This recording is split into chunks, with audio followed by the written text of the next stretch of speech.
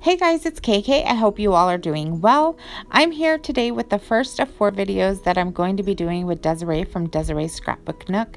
And we are challenging ourselves to use frames because, as you can see, I have plenty of frames. And to be honest, what do you do when you have plenty of something and you don't ever reach for it? You buy more at Tuesday morning because they were $1.49.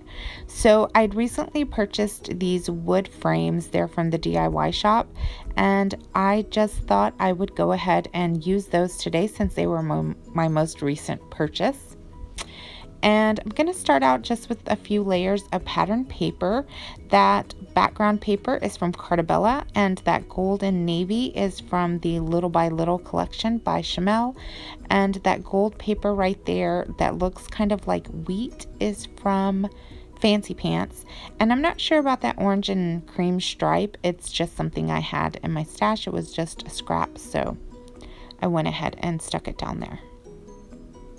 So up until this point, the layout looks lovely and I'm excited about the papers, but then I kind of go crazy with these embellishments. In the end, it turns out fine, but while I was working on it, I kind of fiddled with it quite a bit. So I've edited it all out because it was tons of fidgeting and just messing with stuff.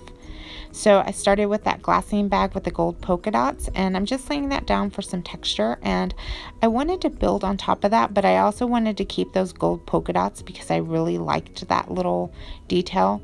So I have this black kind of, I don't know what you call that, greenery type thing. It's an acetate piece that's from, I believe, a Maggie Holmes collection. And I also brought in that number 4 wood veneer thing that came with the frames because there are 4 people in the photo. And I thought if I don't use it now, I'm never going to use it. So my general method is to make one embellishment cluster and then create another and kind of just go back and forth balancing them out until I get to a point where I think they look okay. So I brought in that dark teal color with another frame that has the same color polka dots, and I brought in that number 1 just because I wanted to add that punch of black up there at the top corner, and the number 1 is insignificant, so it's going to eventually get covered. And to repeat the same color, that rust color and that basic gray paper that I had on that label, I went ahead and punched a tag up there at the top. And I didn't really like that label. It just seemed kind of heavy, but I'm just trying to cover that little gap between the 4 and the frame. So I used a Teresa Collins punch that I had and punched out this pinked circle, and I'm going to use that as a base for my flare. So at this point, I'm just having a look, trying to figure out where things are and how it's working out for me. And I'm going to cover that number 1, but I think I want to repeat that pinked circle that I have down there. I'd like to repeat that, so I used another pattern paper just to punch another one out and to use that as the base on the flare and that top embellishment cluster.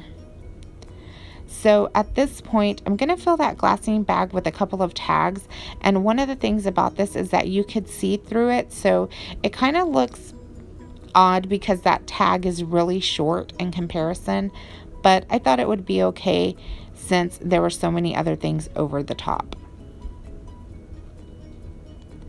And I'm just punching out this green one and cutting off the bottom because I couldn't get it all the way down in there. I guess I had adhesive in the way.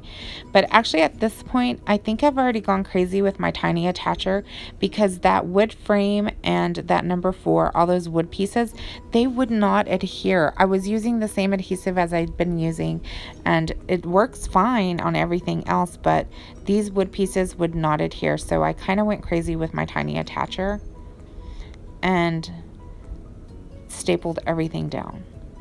So I'm just kind of repeating the colors here. I brought that green up into the left hand side just because, again, I wanted to balance it out with what I had on the right hand side.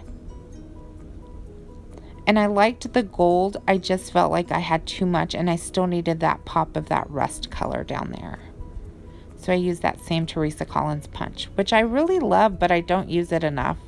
But I really like it layered with circular things on top of it, like a flare or a button or even a smaller circle. I really like that punch for layering. So at this point, I've got everything pretty much where I want it, and I decide that I'm going to come in with some gold mist, and I'm just going to sprinkle some about those embellishment clusters.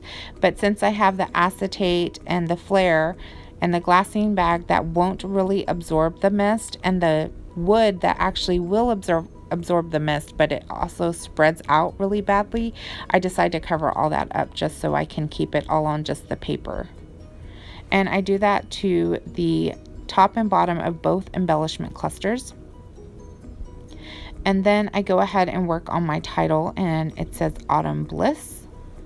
So to finish up this layout, I'm just using these orange enamel dots to sprinkle about the page and to add another layer of texture and color to the layout. And that's it for me. So I'm going to link Desiree's video down below. I hope that you guys will go and check her out, and I hope that you'll join us again on the next layout that we do using frames so we can try to use them. And honestly, what I don't use up in this series, I'm just going to get rid of because I really don't like frames that much. So those wood frames were very thin, and the last photo you saw that I had to staple it because it was falling apart on me. I really like all the texture that I brought into this layout and how everything kind of stacked up at the end.